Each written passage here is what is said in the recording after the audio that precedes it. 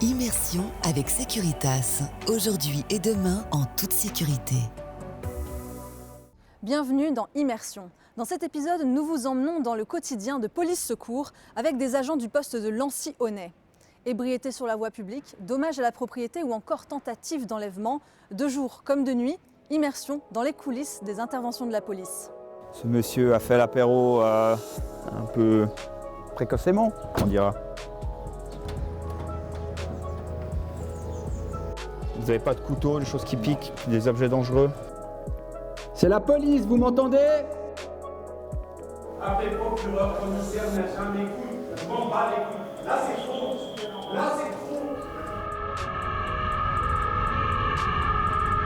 Est-ce que vous arrivez à me dire quelque chose?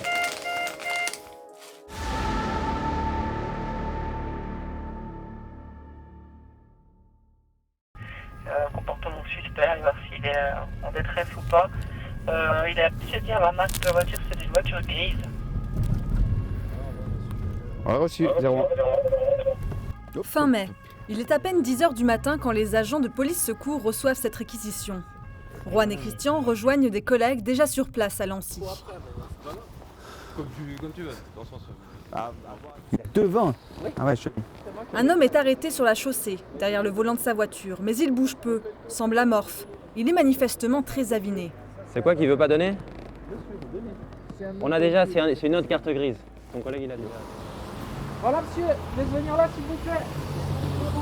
Juste monsieur, votre véhicule il va partir en dépanneuse, vous avez tout pris ce que vous avez besoin? Les clés de la maison, votre téléphone, chargeur. J'ai l'impression qu'il imprime plus que tu.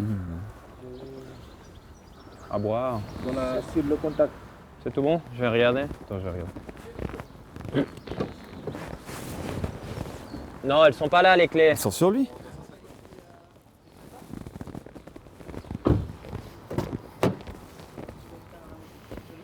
Ah, ben il y a la bouteille de rosé derrière.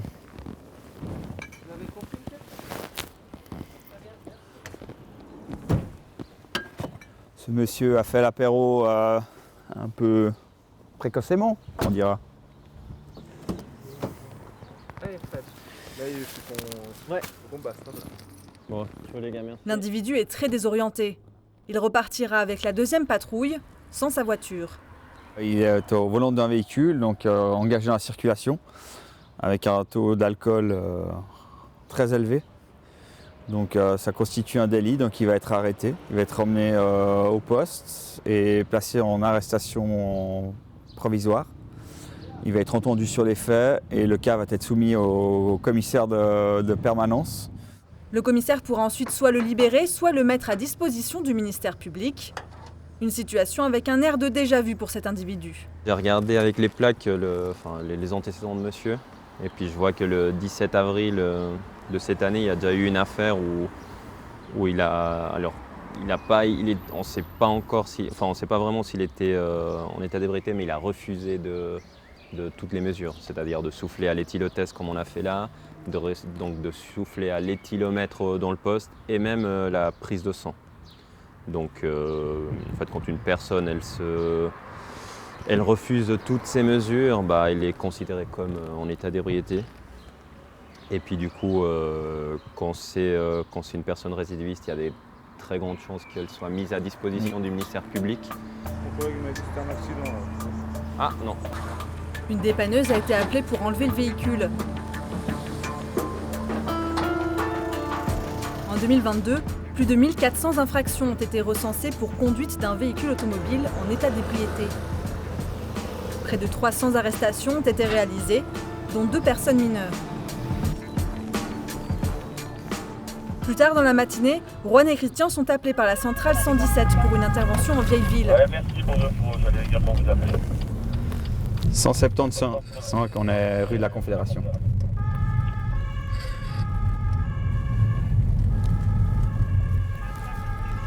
Souillure au palais de justice.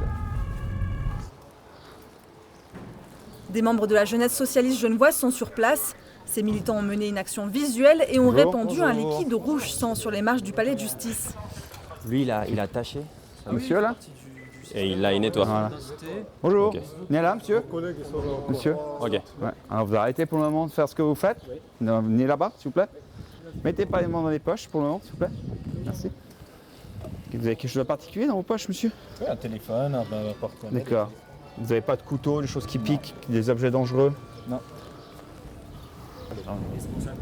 Ok. Donc vous allez nettoyer. Vous avez taché avec quoi tout ça?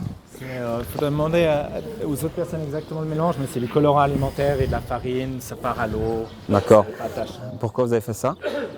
C'est en lien avec le procès d'hier avec Ramadan, parce que finalement on voit que les femmes ne sont systématiquement pas crues dans les procès, et par la société d'ailleurs également. Et du coup c'était pour dénoncer cette situation et une action visuelle. À l'arrivée de la police, les jeunes socialistes étaient déjà en train de nettoyer les lieux. Vous voulez qu'ils finissent ou vu que vous appelez quelqu'un parce que de toute façon, je vais voilà. J'ai appelé le piquet de l'avoir eu, ils vont venir donner un coup de fer. Ok. Pas de soucis, oui, voilà, je pense que ça va partir. Ok. Mais il est temps de les amener au poste le plus proche. Ok, ouais, je vais regarder. Ok. Parce que du coup, la contrat, on peut la mettre quand même, enfin, pour quelque chose ou Ah, bonne idée. pour manifestation non autorisée à la limite. Sur place, l'identité de chaque participant à cette action est contrôlée. 3 jeunes femmes et un homme, dont les pancartes ont par ailleurs été confisquées. On s'est annoncé. À la base, ils ne nous la donnaient pas spécifiquement. Ils disaient qu'il y a des gens en train de souiller le palais.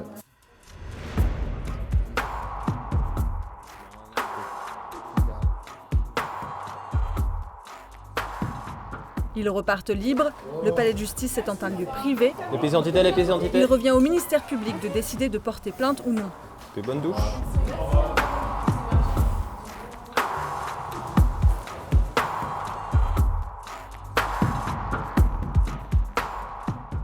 Retour au poste de Lancy pour une courte pause repas. Dans les bureaux, l'atmosphère est rythmée par le cliquetis des doigts sur les claviers. Après chaque intervention, les agents ont des mains courantes à écrire. Mieux vaut le faire avec les idées encore fraîches en tête. Ici, 70 policiers sont en poste et travaillent en relais 24 heures sur 24 sur le terrain pour couvrir un large secteur de 17 communes. Dans leurs oreillettes, Juan et Christian reçoivent une réquisition de la centrale. Direction la jonction. C'est une femme âgée qui donne plus de nouvelles au centre médical de la jonction, là, qui est en bas de son immeuble. Au vu de son âge et puis vu qu'elle est suivie par un centre médical, probablement au vu de ses antécédents, il y a moyen de s'inquiéter. Donc nous, on va sonner chez elle, voir si elle répond. Apparemment, d'après ce que le centre médical nous a dit, qui est en bas de l'immeuble, ils ont déjà sonné, elle ne répond pas. Là, c'est ce que Christian il est en train de faire. Il regarde auprès de la famille, si on a des numéros de téléphone pour appeler. Des fois, ça arrive que des personnes âgées, ils oublient de prévenir qu'elles partent en week-end ou en vacances. Et puis voilà, nous, si on arrive à joindre personne, on va regarder avec le commissaire terrain ce qu'il pense.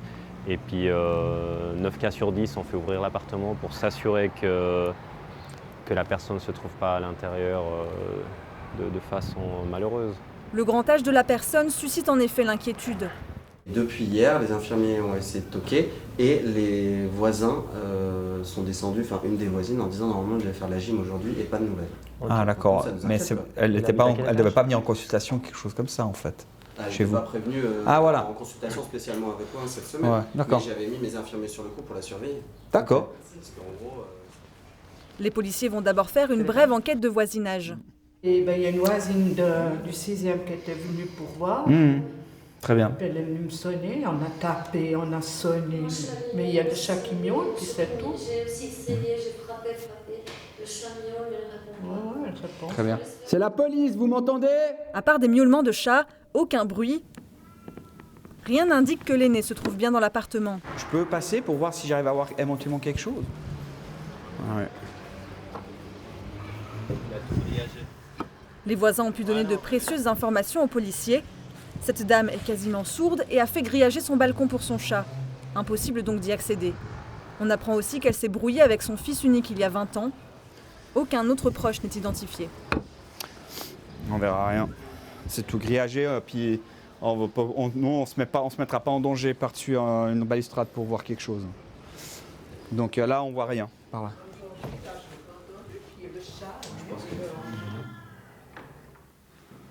Il faut trouver une solution. Juan appelle le commissaire de permanence pour solliciter une ouverture de porte. Est-ce que tu peux nous envoyer un serrurier 11e étage Il y a une barre centrale, mais on ne sait pas s'il est mise. Mais en tout cas, c'est des serrures. Enfin, il y a une barre centrale.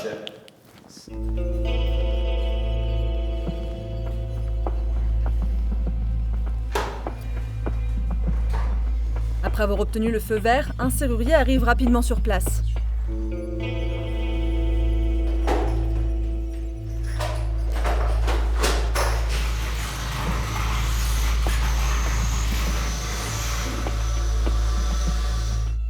La porte est ouverte, mais dès les premiers pas, Oh bah oui, vu l'odeur, à mon avis. Christian n'est pas optimiste.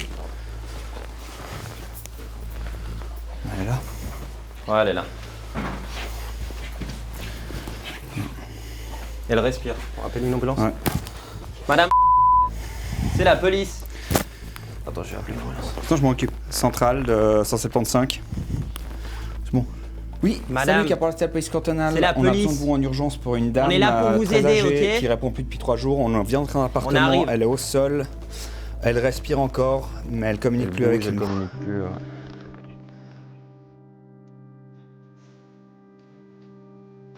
Nous ne pourrons pas rentrer dans l'appartement, la propriétaire n'étant pas en état de nous y autoriser. Quelques minutes plus tard, les sirènes de l'ambulance annoncent l'arrivée du 144. Depuis plusieurs jours, sans nouvelles depuis plusieurs jours. D'accord. Donc vous avez fait une demande? Oui, c'est ça. À la demande, c'est le centre médical en bas qui s'inquiétait pour elle. Et c'est eux qui ont appelé et c'est les voisins qui l'entendent plus depuis dimanche. Vous m'entendez? Est-ce que vous arrivez à me dire quelque chose? Serrez-moi la main là. Serrez-moi la main.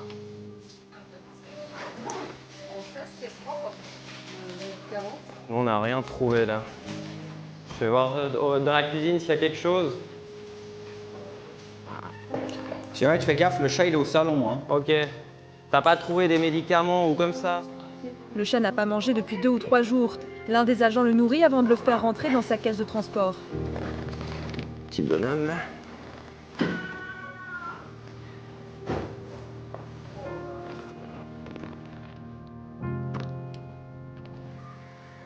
Carte d'identité, carte d'assurance.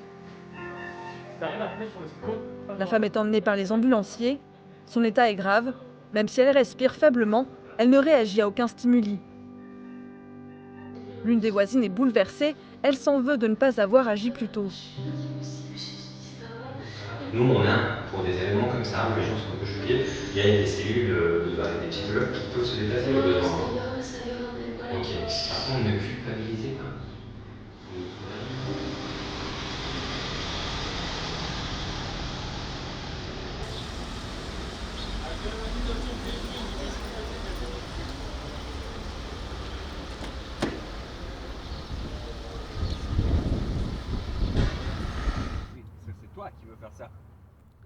Sans famille proche à contacter et à qui confier le chat, il est emmené à la SPA de Bernay. Il y sera accueilli le temps que sa maîtresse récupère, mais si personne ne se manifeste, il sera ensuite mis à l'adoption. C'est malheureux, à Genève ça arrive, donc nous on en a déjà eu, c'est pas la première, et puis je pense que ce sera pas la dernière. On a des personnes comme aujourd'hui qui sont encore vivantes, et puis il y a des personnes qui sont malheureusement décédées. Comment on appréhende ça? Alors il faut faire avec, hein. À un moment quelque part on s'y habitue. Après c'est jamais facile, on fait des fois des connexions avec ce qu'on vit dans la vie de tous les jours.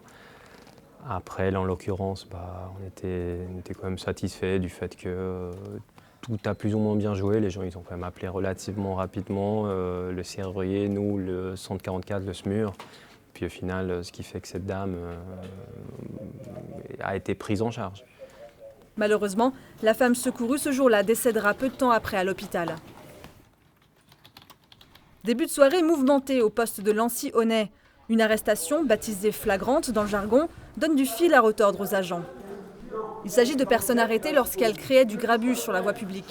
Mais j'en ai rien à foutre de lui ou de vous, moi, de n'importe qui. En l'occurrence, c'est pas aucun. Si vous entendez du bruit, c'est qu'il y a une personne qui est en train de se faire arrêter en flagrante contravention Et en fait, là, des collègues policiers sont en train de procéder à sa fouille.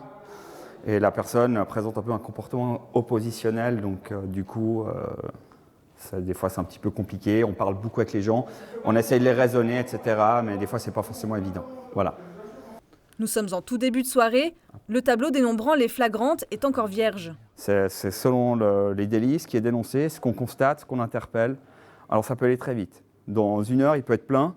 Comme il peut se remplir au compte-gouttes durant la nuit, ou alors il peut y avoir 3 personnes, puis comme c'est de la flagrante contravention, au bout de 3 heures, elles s'en vont, on les libère, donc elles sont effacées du tableau, etc. Donc il y a du passage, en fait, des fois il y a du va-et-vient, ou comme si c'est que des arrestations provisoires qui durent longtemps, il peut y avoir beaucoup de monde toute une nuit. Au loin, on entend que la personne arrêtée s'emporte. La situation se passe mal. Voilà, donc attention, mettez-vous de côté, parce qu'il y a des collègues qui vont passer en urgence, parce que la situation de la fouille avec la personne se passe mal. Donc les collègues fouilleurs ont demandé du renfort. Ce cas de figure est monnaie courante pour les policiers. Alors déjà, souvent, puisqu'on les arrête en flagrante contravention, soit ils sont excessivement alcoolisés, souvent ils sont sous stupéfiants aussi, donc généralement cocaïne ou ecstasy, ce genre de choses. Donc forcément, c'est des gens qui n'ont plus forcément de faculté de raisonnement. Donc c'est très compliqué de les raisonner, de leur faire comprendre en fait qu'ils sont simplement là pour 3 heures, qu'ils doivent patienter dans cellule 3 heures et qu'ils seront libérés après. Et en fait, ils ne comprennent pas pourquoi on les arrête, pourquoi on les fouille, etc. Donc c'est pour ça qu'en fait, ça génère entre guillemets un petit rapport de force verbale ou parfois aussi physique. Voilà. L'homme prend à partie le policier en charge de sa fouille. Faites 6 heures de garde à vue, faites 6 heures. Après procureur, commissaire, machin, mes couilles, je m'en bats les couilles. Là, c'est trop. Là, c'est trop. Là, c'est trop. Parce que je ne peux plus voir sa gueule de con. Les agents arriveront finalement à le calmer et le placer dans ce que l'on appelle un violon. Il est dans cette cellule, voilà. Donc là, il va y rester pendant 3 heures jusqu'à ce qu'il soit libéré. Voilà.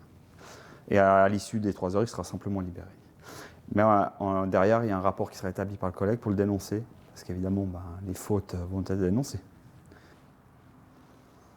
Lorsque les violons ont atteint leur capacité maximale de rétention, il faut alors trouver de la place ailleurs, dans les autres postes du canton. Certaines périodes sont plus propices que d'autres pour ces flagrantes, notamment l'été, avec les beaux jours et les nuits agréables. Les policiers notent en effet un impact de la météo sur le nombre d'incivilités. Un des hommes arrêtés ce soir-là finira avec 7 plaintes contre lui. Il a entre autres frappé un agent et étranglé un ambulancier. En 2022, 77 flagrantes ont été dénombrées au poste de Lancy-Aunay. Mais ici, la nuit ne fait que commencer. On verra bien. Maintenant, on va sortir, on va marquer un peu une présence, surtout en milieu de nuit. Là, c'est plutôt l'heure où il peut y avoir des cambriolages, où il peut y avoir des choses un peu plutôt vraiment nocturnes. Donc l'idée, c'est d'aller patrouiller un petit peu dans les zones aussi, je dirais, un peu plus rurales aussi, pour faire un peu de la prévention dans ce domaine-là. Et puis, ensuite, à voir. La centrale, suivant les appels 117. Voilà.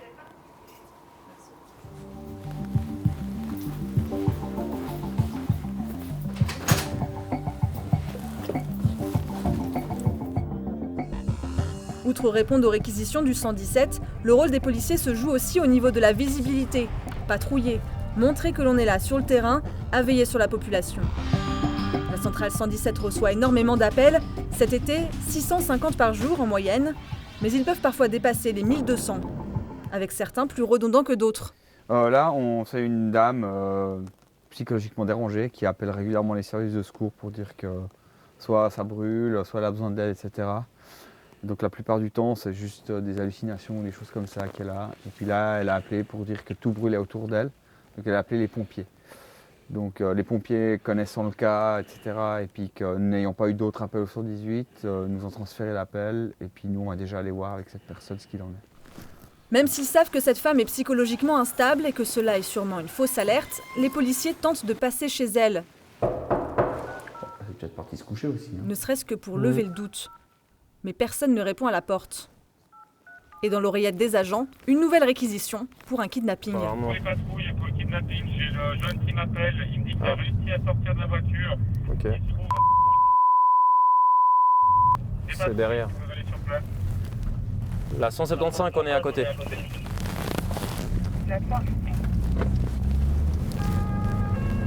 Un jeune homme a été victime d'une tentative d'enlèvement. Il a sauté de la voiture à un feu rouge pour échapper à ses ravisseurs et a trouvé refuge dans une station-service. La victime est sous le choc, fébrile. Depuis la station, il contacte sa mère. Ok, c'est bon. Bonsoir, ça vient. Viens, moi, c'est maintenant, je t'ai dit, ferme-la pour prendre un bas comme ça, mais c'est la personne. Asseyez-vous. Voilà. Malmené et menacé avec une arme, les malfrats ont voulu emmener ce jeune sur Annemasse, soi-disant pour le tuer.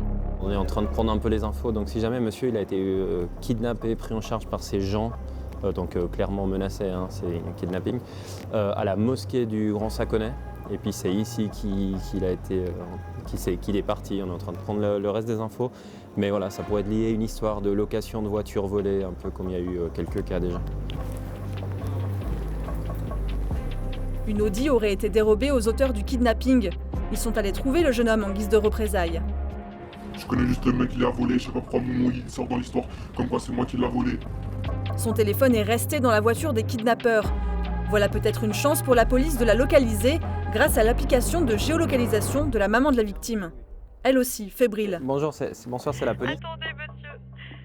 Je panique. Pas de souci, il n'y a pas de souci. Donc si jamais, je vous dis, nous, votre fils, il est avec nous, il est en sécurité, ok? Il est pris en charge par nous, votre fils, vous inquiétez pas. Et puis il y a une patrouille qui vient chez vous. Ils sont malins, ils ont enlevé l'application. Donc là, vous avez aucun moyen de localiser le téléphone de votre fils, où il est exactement. Donc le conducteur, à ce moment-là, il t'exhibe une arme, cette balle est pour toi, hein, je sais pas quoi. Il commence à te frapper, il te frappe comment? Il est comme ça en mode. Ouais, il est un peu genre sur le siège comme ça, et puis il te donne principalement des coups de pied ou des coups de pied aussi ou... Oui, mais vous voulez enlever mes ailes, monsieur. On a appelé le commissaire de service qui nous a ordonné de soumettre le cas au chef de section de service de la police judiciaire. Parce qu'il y aura, dans un cas de figure de brigandage et de faits gravissimes, l'enquête sera directement reprise par des inspecteurs de police judiciaire. Nous, on va s'occuper des premiers éléments d'urgence. Et là, ce que je suis en train de faire, c'est que je prépare un sac de saisie matériel pour l'analyse, où je vais mettre la veste de la victime dedans, parce qu'elle a été manipulée, touchée et lacérée par le fait que la victime se soit fait taper par les brigands.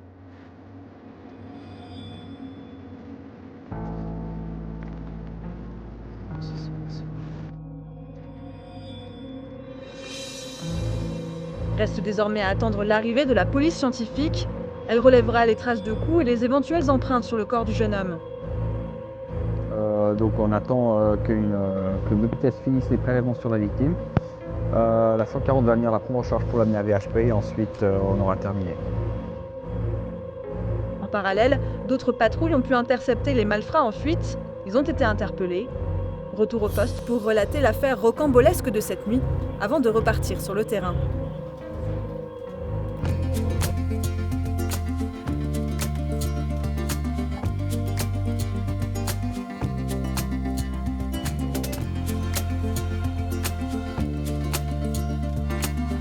Pour moi, ce qui définit une motivation, etc., c'est ce côté de pouvoir porter secours. D'avoir le sentiment d'être venu en aide à quelqu'un, peut-être quelqu'un qui est en difficulté, que ce soit d'un point de vue social ou d'un point de vue pénal, qui est agressé, etc. Et d'avoir ce rôle, entre guillemets, un peu du samaritain. Le défi, en tout cas, pour un bon policier, un police secours, c'est ça, à mon sens. De rester avec ces conditions. Et les interventions se poursuivent pour les équipes de police secours.